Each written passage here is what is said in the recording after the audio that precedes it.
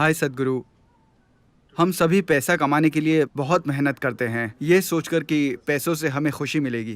अ, खुशी की सबसे ज्यादा मार्केटिंग हुई है। हम सोचते हैं कि शराब पीने से हमें खुशी मिलेगी, किसी महिला के साथ रहकर हमें खुशी मिलेगी। मगर हमें खुशी कैसे मिलेगी? हम खुश कैसे रह सकते हैं? हम ऐसे मोड़ पर हैं जहां हम ये तक नहीं जानते कि हमें कहाँ खुशी मिलेगी। तो खुशी आखिर है क्या? एक खुश इंसान कैसा लगता है और क्या करता है? ये मत कहिए कि खुशी के लिए अंदर देखो, ये जवाब मेरे लिए काम नहीं करता। मुझे सच बताइए। नमस्कारम विजय। और आप एक पहाड़ हैं, किसी पहाड़ को खुश कैसे करें? तो एक खुश इंसान कैसा दिखता है? मैं आपको कैसा दिखता हूं? अभी हम खुशी के बारे में ऐसे सोच रहे हैं मानो वो कोई वस्तु हो या किसी तरह की उपलब्धि हो। नहीं, जब आपका जीवन सहजता में आ जाता है, जब आप सहज हो जाते हैं, तो खुशी उसका एक कुदरती नतीजा है।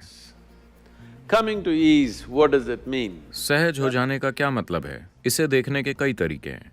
खैर, चूंकि मैं अंदर की ओर देखने के लिए नहीं कह सकता, आपने पहले ही मुझ पर शर्त लगा दी है।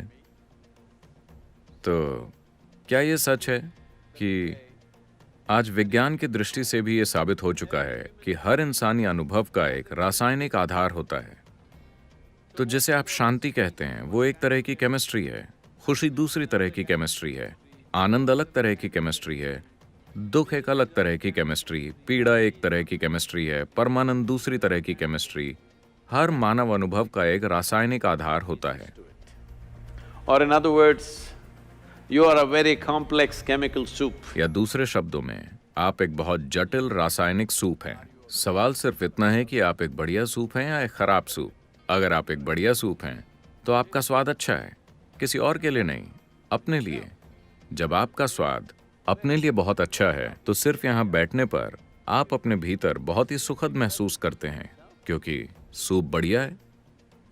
फिर लोग कहते हैं कि आप खुश हैं। अगर आप बहुत अधिक सुखद हो जाते हैं, तो लोग कहेंगे कि आप आनंदित हैं। अगर आप उससे भी अधिक सुखद होते हैं, तो लोग कहते हैं कि आप परम आनंद में हैं। तो ज्यादातर लोगों के लिए बहुत सरल और समझने लायक भाषा में आपकी केमिस्ट्री को बदले जाने की जरूरत है। इसकी एक पूरी तकनीक है जिससे हम आपकी मनचाही केमिस्ट्री पैदा कर सकते हैं।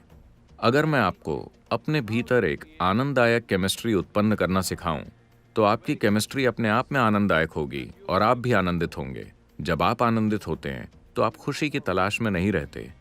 ये सबसे बड़ी गलती है कि हम खुशी की तलाश में हैं। आपके जीवन को आनंद की एक अभिव्यक्ति बनना पड़ेगा। जब आपका जीवन आपके अनुभव की एक अभिव्यक्ति होती है, तो आप क्या करते हैं, क्या नहीं करते, इससे आपके जीवन की गुणवत्ता तय नहीं होती। आप अपने भीतर कैसे हैं, इससे आपके जीवन की गुणवत्ता तय होती है। माफ कीजिए, मैंने एक बार फिर भीतर शब्द का इस्तेमाल किया, मगर केमिस्ट्री भीतर नहीं है, ये अब भी आपके बाहर है। लेकिन अगर आप जानते हैं कि सही सूप कैसे बनाना है, तो आनंदित होना कोई समस्या नहीं है, ये उसका एक स्वाभाविक नतीजा है। So, we can teach you a technology. हम आपको एक तकनीक सिखा सकते हैं, एक तरीका सिखा सकते हैं, जिससे आप अपने भीतर सही तरह का सूप बनाना सीख जाएंगे।